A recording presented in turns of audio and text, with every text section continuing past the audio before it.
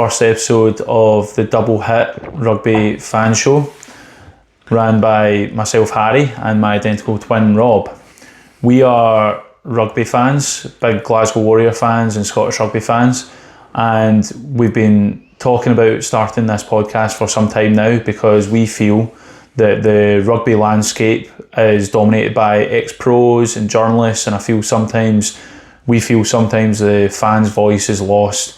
So we thought about starting this podcast for a bit of fun, to get our unbiased opinions across. We're not invested. Oh no, some of it is biased. Some of it will be biased. Some of it will be biased. We're not. We don't have any.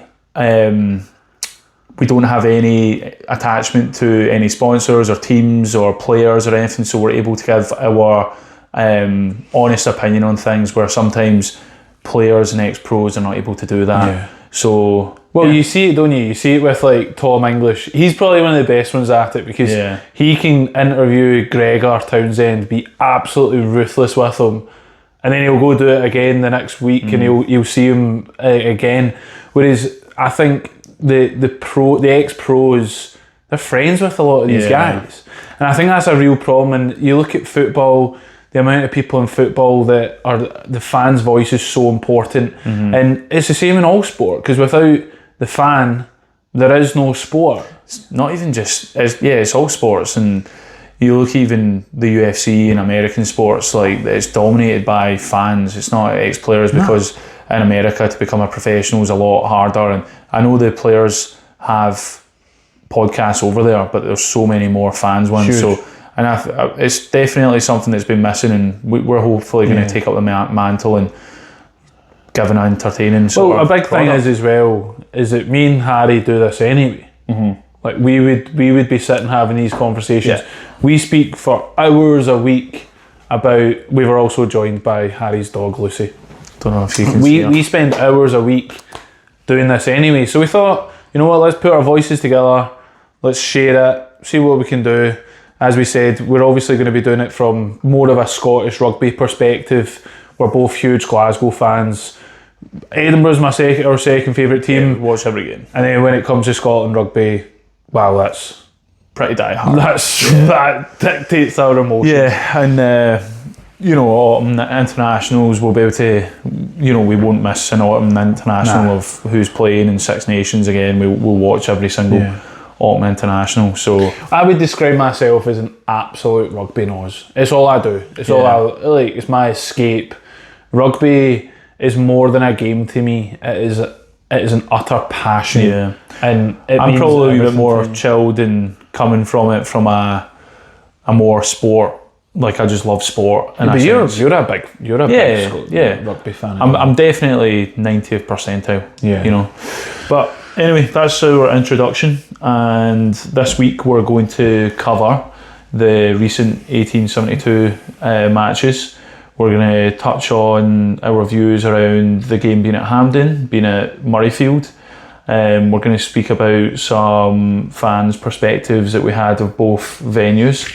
And then we're going to touch on some of the English stuff and finish up with segments that we're going to do. So my name's Harry, and on every episode we're going to do Harry's hot take, and we're going to finish up with a segment called Rob's rants, and then probably go into predictions for the coming games.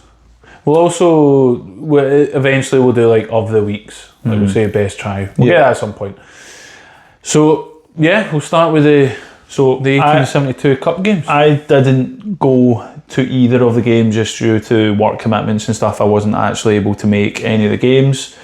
We both watched the home match for Glasgow on TV and saw that it was at Hampden, and we'll probably just start by talking about what our opinions on rugby being at Hampden is. I know it's been a contentious subject in the media recently. Tom English and Andy Burke have spoken about it, and so Rob, would you want to start? So I went to the one last year, couldn't go to the one this year, childcare. I'm torn on it because I love the idea of these big matches. I absolutely love them, and when I went to the Edinburgh one, the Murrayfield one at the weekend there, and there's clearly an appetite for it. Hampden, I just feel it's just not that good for rugby fans. Rugby fans are used to a certain pre-match. They're used to getting all easy access. Rugby fans are probably a bit entitled because we're used to a match day experience. It's brilliant. And Hampden doesn't provide that for any sport. Hampden's there to drive to, walk, because getting there by train. I'm easier. We live in the north side of Glasgow, Kirkintilloch and Mulgai. It's easier for me to get to Murrayfield than it is to Hampden. So, as I said, I went last year. I got it with the season ticket, and it was all right. The game massively is going to affect the atmosphere, what it feels like on the day. But rugby fans want to have a beer before the game. We want to take in a bit of atmosphere, some form of entertainment. Fan zones are massive. Yeah, that's a huge thing. Whereas Hampden doesn't have it, and the atmosphere. I know a good few people that have went, and reading online, dire, absolutely dire. But the problem is, you can't argue with the fact that they're going to be earning way more money by having it at Hampden, and that's going straight into the finances for Scottish Rugby. So as much as it's maybe not the best stadium, it makes sense to just keep hosting it there, but to the detriment, and I think this is the important part, it's not going to be doing any favours for growing the game, because my wife or your friends who might not be the biggest rugby fans will go to Hampden and be really let down with the spectacle. It didn't help that the game was also pretty terrible. I think that's the biggest thing, and that's 4 games in a row now, these 1872 Cup games that have been quite poor. And we can touch on that. My hunch would be, from a tactical point of view, Glasgow and Edinburgh know each other's games so much and so well that they're able to completely shut down each other's attacks. Edinburgh's defence was pretty solid over both legs, and Glasgow weren't able to really get anything going. And my hunch is that Edinburgh's defence was totally locked in with Glasgow's attack and were able to shut down Glasgow's strength, which is its attack, until the latter stages of the game. Yeah, and you could see that like Edinburgh's, they were so good at shutting that down. I think when you look at the actual game itself, Edinburgh gritty with their defence. Glasgow went back to a really attritional game actually. When you watch them play, it was very attritional, very setting up, box kicking, chases. And they kind of just battered them up front, to be honest. If you look at what Glasgow have developed since they won the title a few years ago, is that they've figured out how to win games, and Edinburgh don't know that yet. So I kind of liken. But Edinburgh only have one way to win. Actually, it's quite weird, right?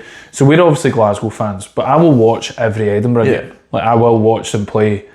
I have no idea what they are. What are they about? Yeah, their structure on attack, or like what? But they don't have an identity. Well, we can get on to Edinburgh's problems when we're finished with the product that was on the field, but Glasgow seem to be almost like the domestic South Africa. They're able to find a way to win games now, and we've seen that over the season time and time again. Even 21-0 down to lose, they're able to come back and get a win out, and it's because of Franco Smith being able to get some form Not many teams are doing that. No. See 21-0 down to Toulouse. Teams aren't doing that. Probably so then nobody.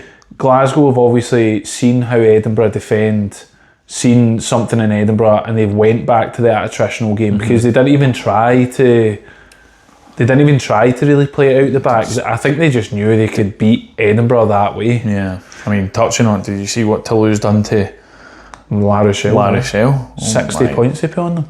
60-15. Was it 15? I think so, something like that. I mean, that's an absolute horsing. So Toulouse have done that all year. Yeah. 50, 60 points.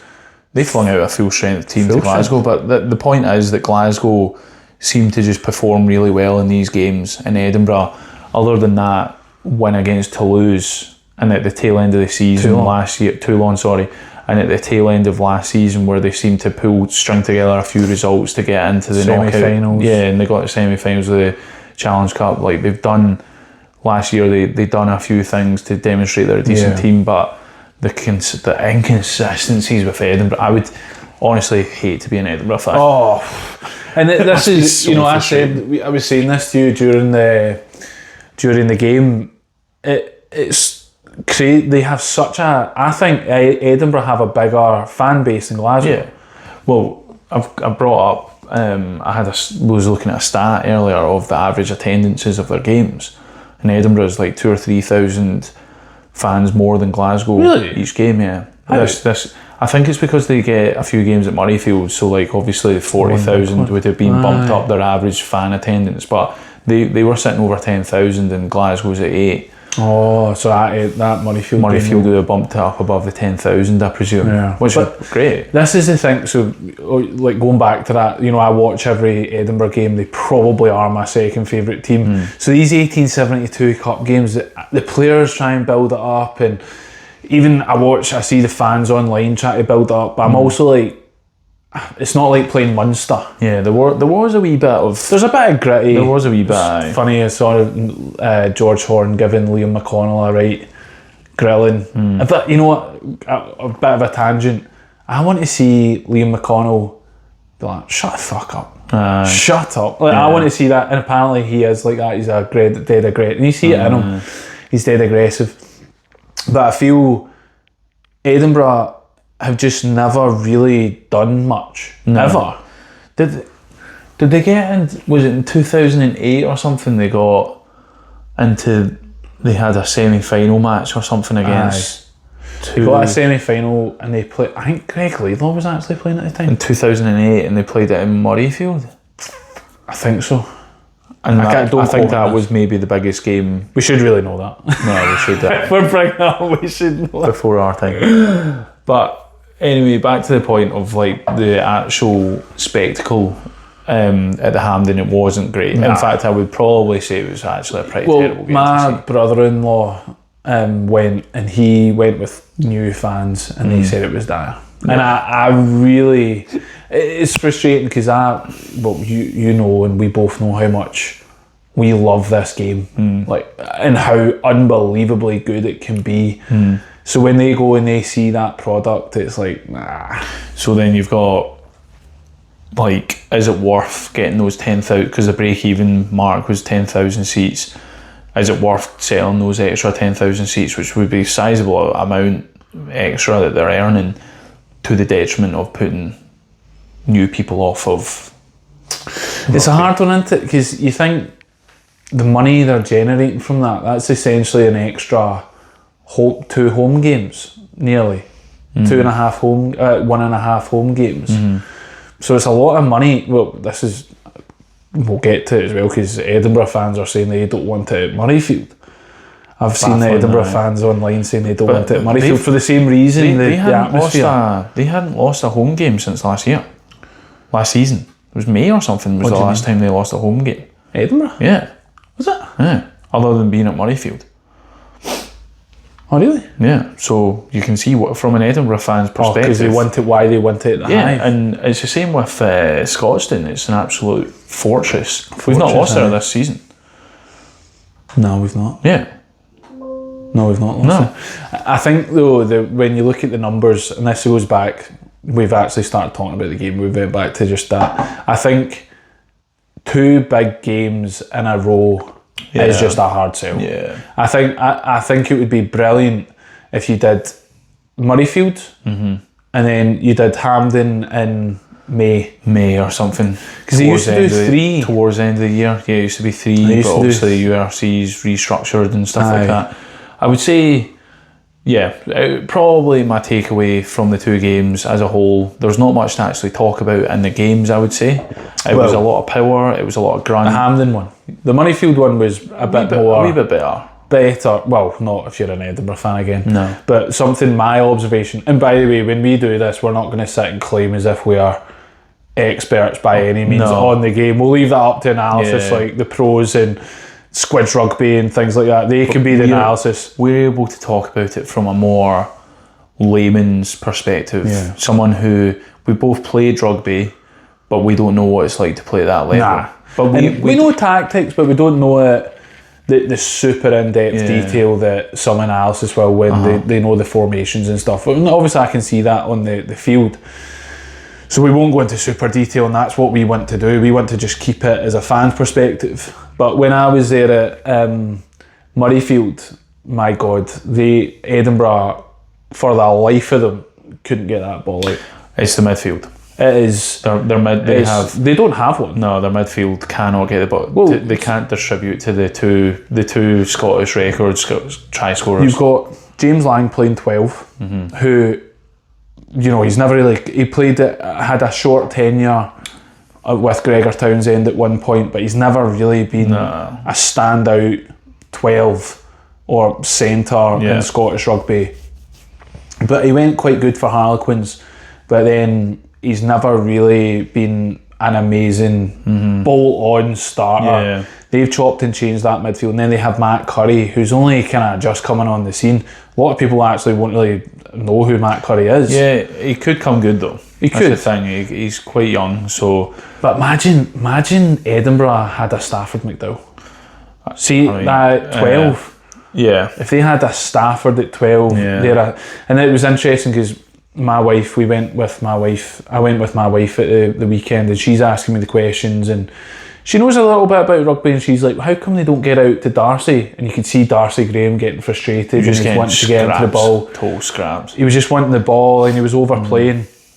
He was forcing it a wee bit as well. She thinks it's the 10 that can't do it. No. And I'm like, no, it's not the 10. It's the 12. You watch how Glasgow play. You know, they get the ball to Sione. He acts as the first playmaker, and then either they're in that pod of 3, and then he pings out the back to Hastings a lot of the time, who then distributes it. But also Stafford McDowell can distribute, and so can Hugh Jones when, you know, he's back fit. He's good at distributing out wide as well. But Glasgow is so different, like, to talk about. Glasgow are almost one of the best teams actually running it from the back, because you've got George Horn that loops round and actually his support and running is incredible. Have you seen that? I don't know, again, not on a complete tangent, but it made me appreciate the lines that these nines take. Did you see Ben White's try against Edinburgh?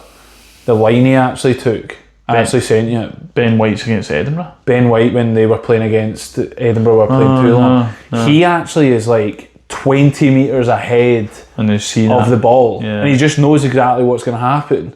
So then this ball goes out wide. Ben White is genuinely 20 metres ahead of like the ball, and then it catches up with him, and then he's in perfect running line. And it's little things like that you don't see that George Horn does. George Horn does that. Yeah, and if we, like, George Horn, like, he had good games both games. He was actually one of the players I was like, he's played well here. I just never see him breaking into that Scotland team. I just never see him. I love being George. That bolt on 9. You know, George Horn is probably he's an actual Glasgow legend, and he is. There's no doubt, but he's never really done it at Scotland. And I think it's just because at that international level, there is just he almost plays on these mistakes, you know, that other team his opposition are making. And when you go to that international level, but he does some crazy things though, because you see about the Toulouse game, Jamie Dobie started at 9, and then George Horn came on and just re-injected. He brings on energy, but I think at international level you don't have that space. You don't need it as much. I don't know. Like, you know, this is my thoughts, but George Horn, a big thing that lets George Horn down is his box kicking. Is it, where you look at Jamie Dobie, Ben White's box kicking, it's brilliant. Well, Jamie Dobie was the standout player over the two for me. He just looks phenomenal. We can't shut up about Jamie Dobie and Gregor Brown. Yeah, the two of them. Those two boys. I think the two of them are going to be Scotland's next superstars. Jamie Dobie for me, so a bit of pre-context this, Harry's a strength and conditioning coach. We're both, a personal trainer. And we're both really into our fitness, and we love the athletic profile that rugby brings, and that's one of the big reasons why we love rugby. Yeah. Jamie Dobie has got incredible athleticism. Incredible. He's a sort of player, he's a sort of athlete that if he grew up in America, he would be going to the NFL. Aye. Because he is that level of athlete. What position would they play in the NFL though, do you think? Probably Wide receiver or quarterback or something. You know, someone who's covering the backfield or something. Because he's got that step on Darcy. You know, I think that was maybe the most interesting, and there was a lot of good head-to-heads going on. Yeah. But that was maybe my favourite one to watch. Jamie Dobie at Murrayfield was a better player than Darcy Graham. He outplayed Darcy, and you can see Darcy's so reliant on he needs to how he's getting into the game, and this is something Doohan. Honestly, if I was an Edinburgh fan, I'd be like, get him away, get him away. Like I feel bad for Doohan. But he's like, I just think like he's incredible with ball in hand, but he's off. That was another thing I noticed about the Hampden game. I had a few takeaways from it. Kyle Steyn is just a better. He's a bolt. To me, he's a bolt-on starter for Scotland. For Scotland, Yeah, He's defensive reads. But you look at him, he's just more of a well-rounded winger that you need on an international It's team. his reads, man. See his defence. I saw him do it a few times there. He's cut in reads, and he did it for Scotland against the All Blacks. Like, it's just how he reads the game on defence, and he just sees it, and he's like, I bet Kyle Steyn's mentality around the game will just be so strong. Yeah. Compared to Doohan. He seems to me just, like smart player, but he just is just a rugby player. Do you know what I mean? Whereas Doohan's head goes down. He gets his head down and he looks mopey about the pitch. He also needs the ball in his hand. But then when it's not going for him, whereas it's almost like Steno embraces that hardship. I mean, that's why he's the captain. That's why he's the captain. Whereas you see Dewey and he's like, he gets a bit mopey about the pitch, and he's not, if he's not scoring tries and he's in the game, it's like, he's not interested. Thinking of what's there to benefit the team almost, you know, and a high ball comes up, and any time a high ball goes up near Doohan, he's dropping it. He's not getting he's not getting it. So, which is a shame, but he's just a tactical. He was obviously injured. I think, was he injured for the pull out? I got pulled out last minute. Did it say why? I think it was in the warm up or something like that. Injury? He picked up a injury. Okay. Yeah, he was on the injury list. Mate, that's one thing. Edinburgh have got a lot of injuries. There was boys in that. Claire was saying to me, my wife, who's that? And I'm like, I don't even know who that is. And that's crazy because I'm so invested in this game, and there was a lot of young boys playing.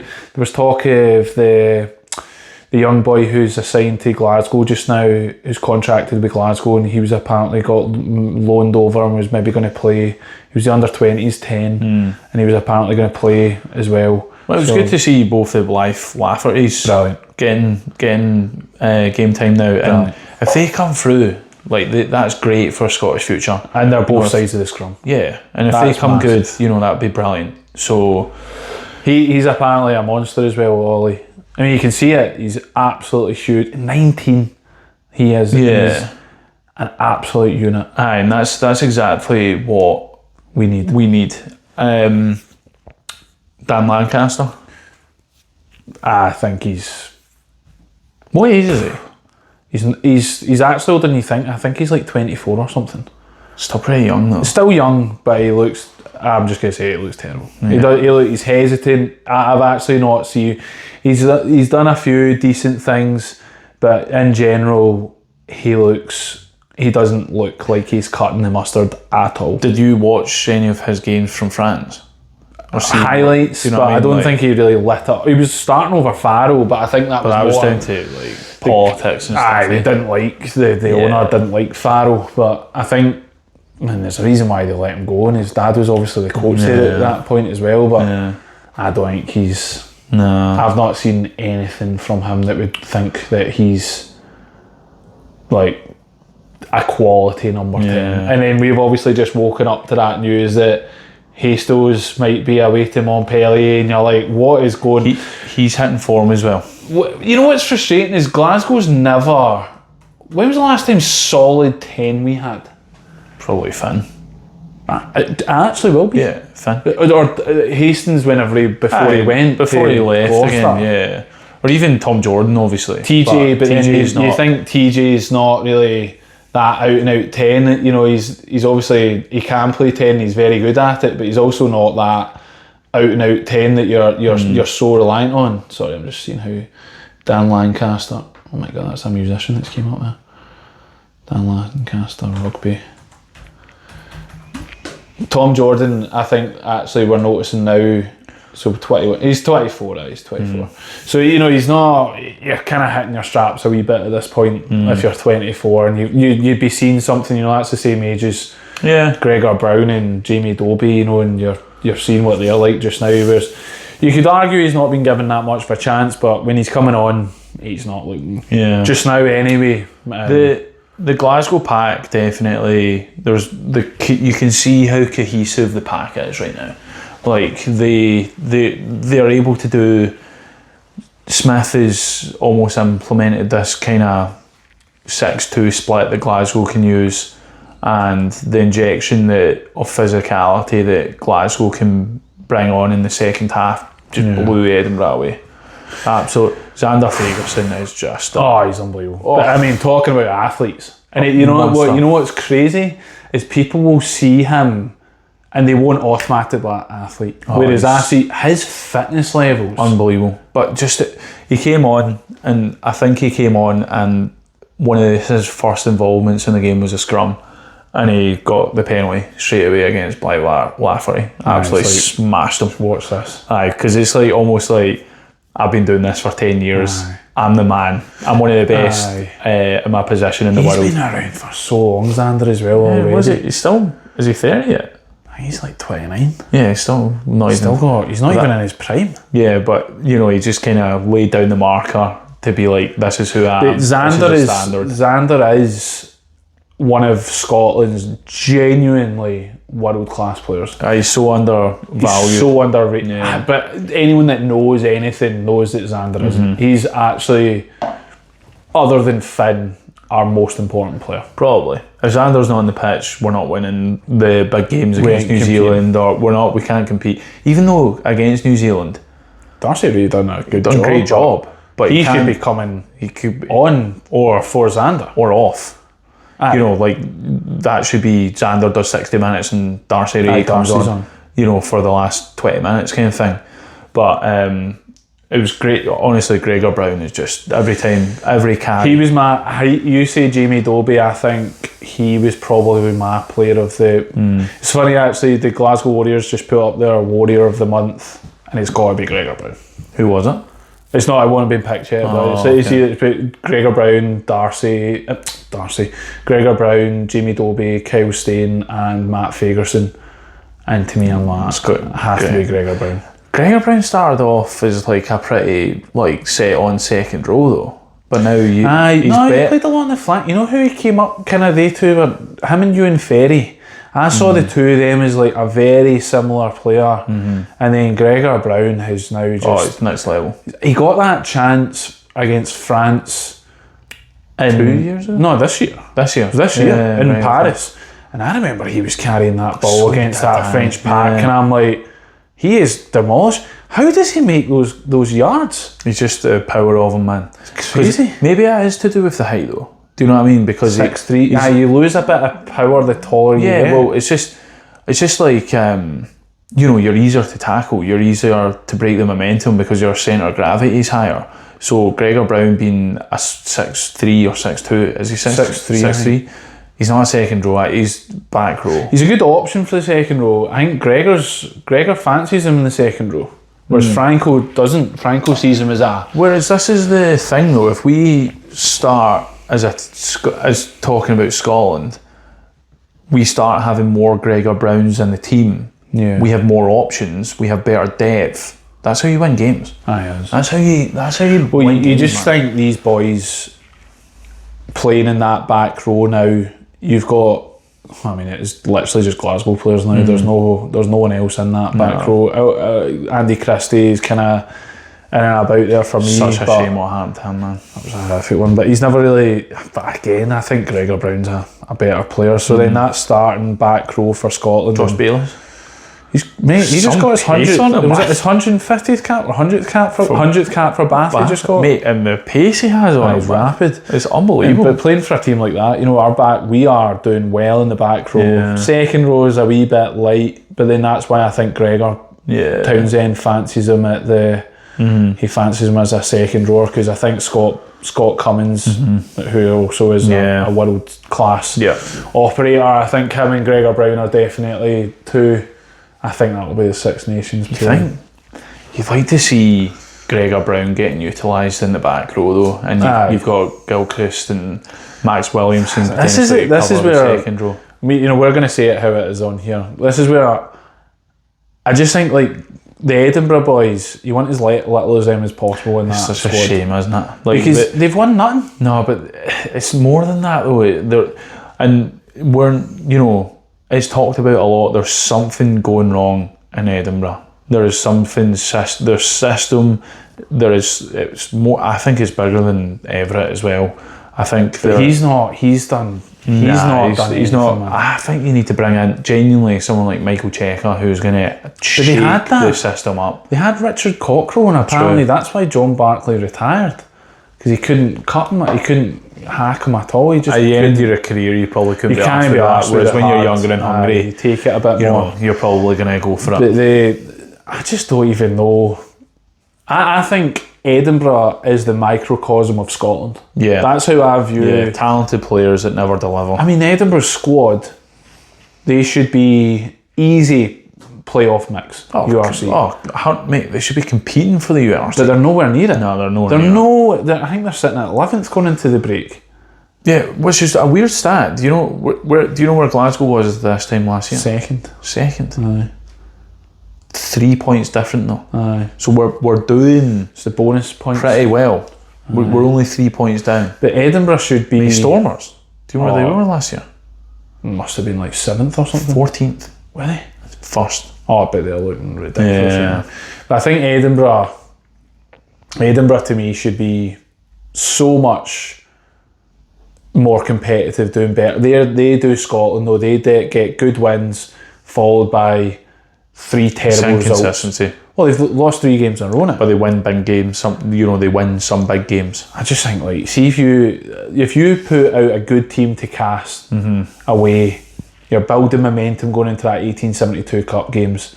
Whereas you've sent a second string team down to Cass, got absolutely humped. What was that about? Was it terrible? I mean, what? Even right, just put myself into like the perspective of professional coaching, right? What good was that going to do? Nothing. All you've done is like show your team, like the morale in your team must have dropped massively. Glasgow just done 4 in a row, fully loaded. Yeah, and then we're going to was obviously targeting the 1872 Cup, and it's backfired. So then that just shows you. But then we've just done 4, same team 4 weeks in a row, and then now they're probably going to the Zebra game at the weekend. We're going to massively rest. But then they've obviously done that, and it's just totally backfired. Zebra will be coming over, man. They've been playing well. Coming over but for I can see a huge changes, like massive changes for the game at Zebra. Yeah, no, I think there will be a third string team potentially. They'll be resting the bench who usually come on, so second/third string team. So basically, to summarise, for the 1872 Hampden, not a great spectacle, not a great atmosphere, not a great rugby venue. However, is able to get bums on seats, money through the door. Yeah. This spectacle on this pitch was lacking. I think that's been the theme. Okay, let's move on let's talk about some of the URC results then. So starting off with, we'll go Cardiff against Dragons. Mate, Cardiff are looking good. Cardiff are, well, they're third again this year, and they were third last year. Yeah. I don't know if what helps them though is they played the derby games at this side of the season, so they're playing against like Scarlets and the Drags, who are obviously they nearly won, didn't they, the Dragons last week? It was 23-19. 23. Was that against Cardiff? Yeah. So Oh wow. they were both, mate. That's the thing. Like the Welsh regions games look pretty good, man. Mate, they do. I don't know if they do it anymore, but remember they used to do a game. They would do 2 games back to back in the Principality. Did they? But I think they done it one maybe last year or something. What a venue. And it was like 20,000 or something. Like there was nobody there went to it. But how could that would be brilliant. Yeah, aye. The 2 derbies in a row, because the Principality is Aye. next level. Best place I've been. Absolutely amazing. Osprey Scarlets, probably, Osprey's winning 26-19, probably, expected. So, yeah. Nothing to report there. Nah, not much to say. Benetton Zebre, again, probably a pretty predictable result, 37-23 to Benetton. Glasgow obviously have Zebre coming up this weekend. Well, that Leinster-Munster game was at Toden Park as well. Yeah. That, again, Nice what to get nice, the good result. stadium, man. This is something I'm going to talk about a lot. Like, Well, it's a good stadium. I love Imagine Glasgow had a stadium stadiums. like that. Yeah. I love stadiums, and I think there's a few in my mind that I'm like, that is an absolute belter of a club stadium, and Toden Park is... What's the best stadium you think you've been to? Oh, it's Principality. It has to be. It has to. It's an absolute Controversially, that one that I went to in South Carolina was belter. Aye, but they're just big bowls, aren't they? massive. Aye, they're huge, but... No, this one wasn't a bowl. It was like 2 stands with 2 Oh, ends. But like we're talking about, like the atmosphere is unbelievable because the amount of entertainment they have going on throughout the game. You know, the light shows are brilliant. That's like college Aye, football they need level. to do that stuff. And then the final game was Ulster Conic. You know, again, pretty good game, 29-24. Aye, to Ulster. Connacht dropped the ball the week before though, didn't they? Aye, Dragons beat them. Yeah, 20 points. happens, Put man. 48-28.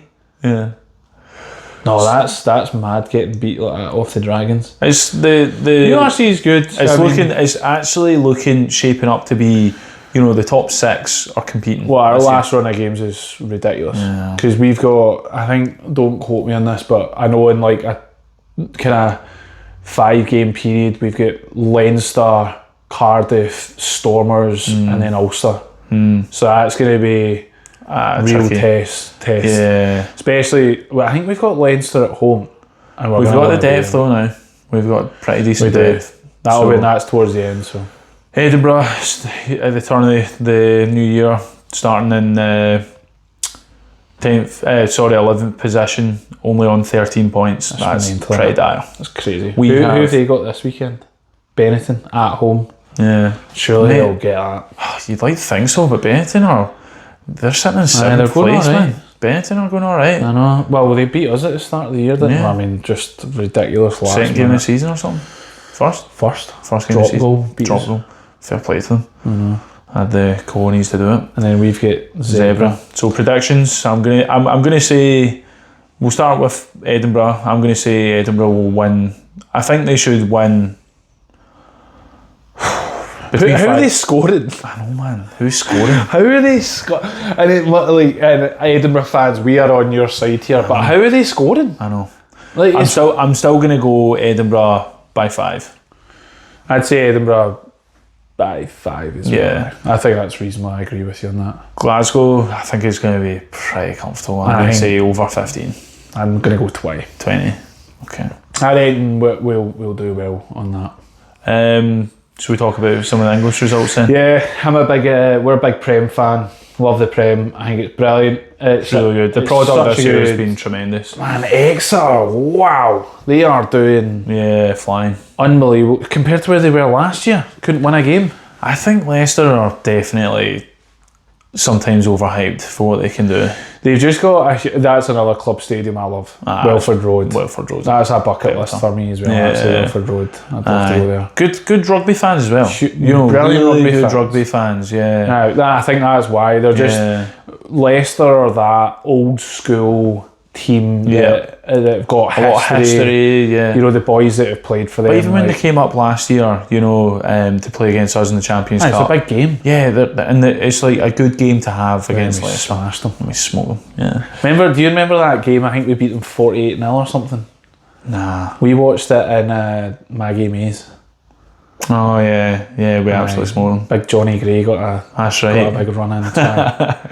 Mate, Northampton beating Bath, man. Huge. That's did you watch the game? No, I didn't. I watched the highlights. Full strength Bath squad and like a B team Northampton team. Yeah. Northampton just attack, and that was the difference between, because I watched that, I think was that on the Saturday, I watched that when I got home from the Glasgow game, and watching, like, Glasgow normally attack quite similar to Northampton, but Northampton's attack was just outrageous. Henry Pollock, man, they're sitting top of the table for a reason, man. Tommy Freeman, he's a 13. I think Tommy Freeman's a 13. I think he's going to start over Ollie Lawrence. I wonder who's going to win the Prem this year. It's so tight as well. I think Bath will still do it. They've just got the depth. Yeah, to go the full season. I mean, Bath's depth is outrageous. It's like an international team. It's absolutely ridiculous. I think Bath are seriously going to be able to compete. Bristol are looking good. They do. Bristol are looking good. I think they've still got Zamet looked like he had a bit of a game. He is. Talking about athletes, Zamet is. He might be one of the best in the Prem.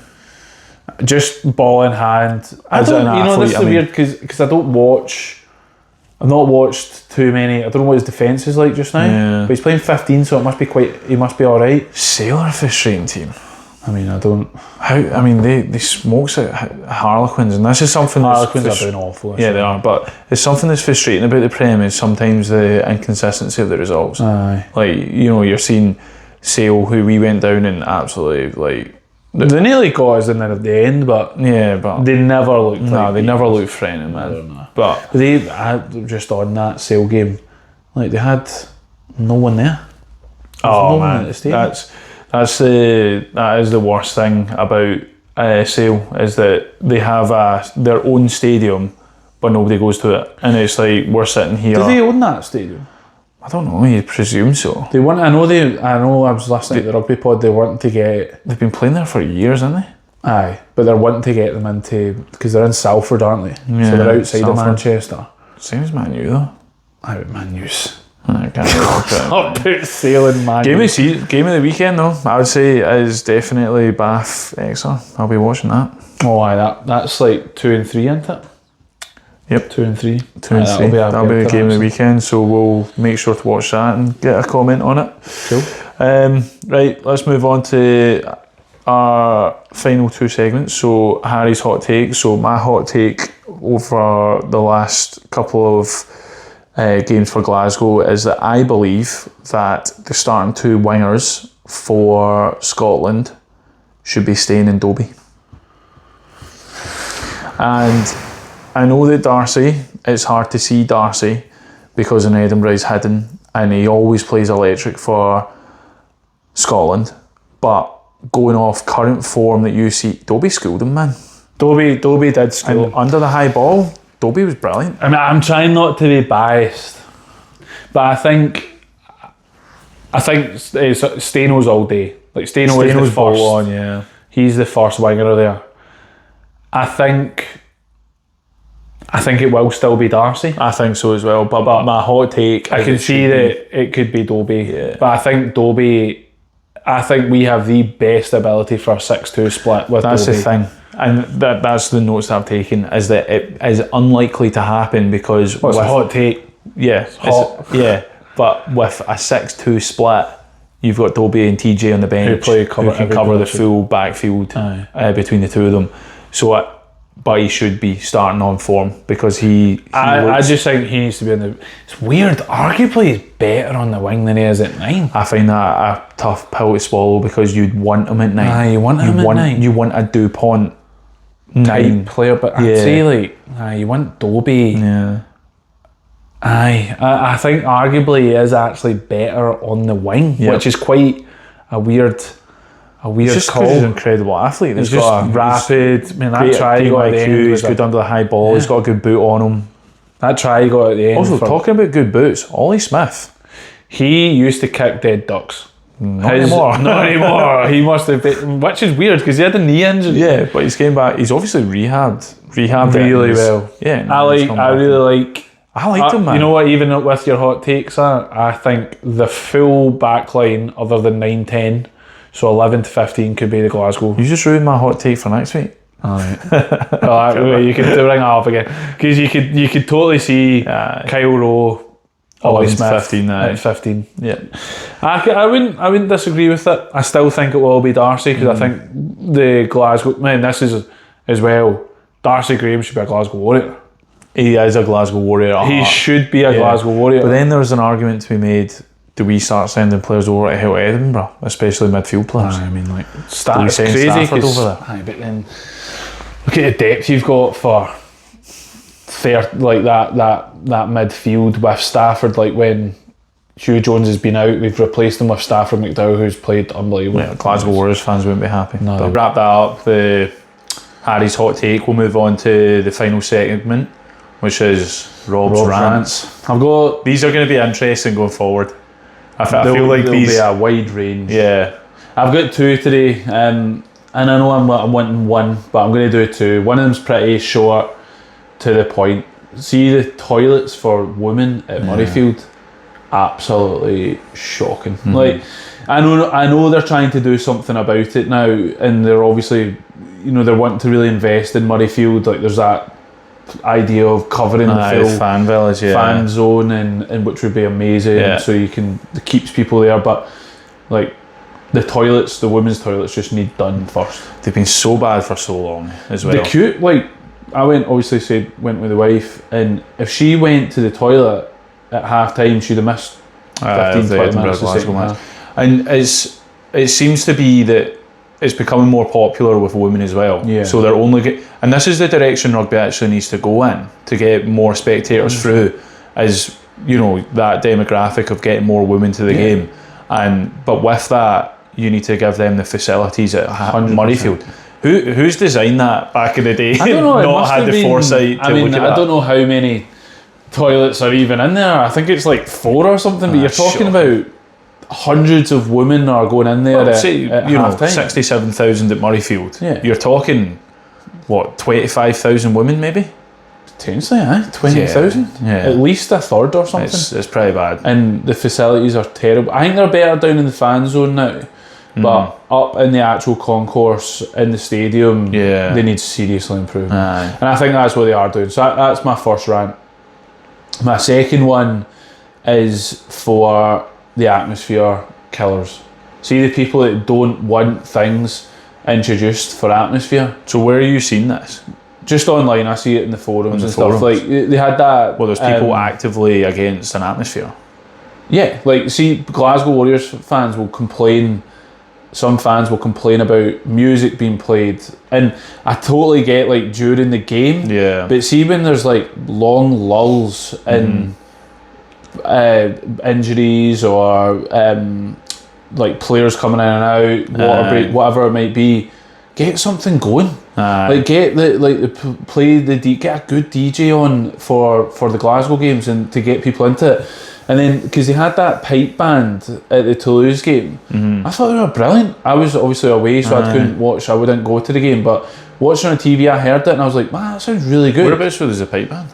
They walked round the stadium, so they played at all different parts of the stadium. Do you know how, like, colleges in America, I think there's some of the best atmospheres in the world. I'm not saying that I would want rugby like this, because college football fans are basically there for the atmosphere. A lot of them actually don't know what's going on in the game. But that's what we need. But if we got something like that, like a DJ playing, and that's like Glasgow Warriors song, and like everyone got going, and it got the morale up and the vibe up. It does seem like. Well, they try to do that with Metallica. It's I don't know. How I just feel that the way that the band, when people were complaining, they said they liked the band, but not during the game. And I'm like, the players actually said they loved it. Yeah. I heard some players saying that they thought it was brilliant, and it helped the atmosphere. Yeah. So they're not going to get distracted. Nah. If anything, that'll help them get in the zone. I remember like playing sport when I was younger, and music would play, and you'd get pumped a wee bit. It creates an atmosphere, and then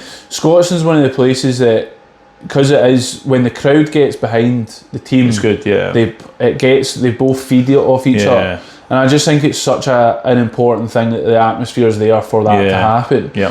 So that's my second rant, is like, see when they're trying to create an atmosphere, let's not poo-poo it straight away. Yeah. Let's actually see what it's like instead of just saying, no, that doesn't work, crap. Let's just actually see, because it's about getting, like you're saying, people coming to these games that aren't just going to watch rugby. I think rugby needs to go in this direction. To get a bigger audience, it needs to go, and I hate to use this word, but a bit cooler sometimes. Yeah, it does. You know, and to get more spectators through the door involved, it involves getting the atmosphere going.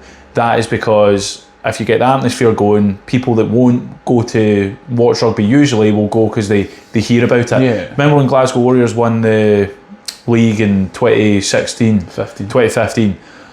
People, it was sold out all the time, and there was a hype around it. People in work were saying to me about going to the game. There was a hype around it for years. So how's it lost that? I don't know. Because I don't know. They won it I know. 24. Yeah. So then how have they lost that? There did seem to be more of a hype around it. Oh, 100%. You know, maybe COVID. I don't know. COVID, I think, changed Is it fully recovered from COVID? Nah. Because I remember we were going to the games and they were having to extend Scotstoun to 10,000 to meet capacity. Quite consistently. They did that regularly for the playoff games. They didn't do it last year for the playoff games. So that's, I think, my rant is that they're trying to build a spectacle, like we're saying. So let's not, as fans, don't fight them. Let's experiment. Don't find it. Let's enjoy it. We don't want to watch it in silence. People want atmosphere, or else they wouldn't care about Hampden lacking atmosphere. They wouldn't care about Murrayfield lacking atmosphere. So the fans clearly want atmosphere. They want to get involved. There's so many people that are resistant to it. That's my other big rant. So the two rants: Murrayfield's women's toilet queues and atmosphere killers. So let's sort that out, man. Let's get behind the atmosphere in the stadiums. Okay, so that's us for this week. So thank you for listening. Next week we're going to look at covering the coming games in the English Premiership. We're saying we'll try and spend a bit more time on that. Bath Exeter, that's going to be quite an interesting fixture, so we'll spend some time talking about that. We'll cover Glasgow's game against Zebra and Edinburgh against Benetton. So the Italian teams, that'll be interesting to cover, and we'll go over the other URC games. So thanks for joining us, and Happy New Year. Happy New Year, and don't forget to like, subscribe, and we'll see you on the next one. Comment, let's get a discussion going, and see if we talk shite, tell us. So cheers.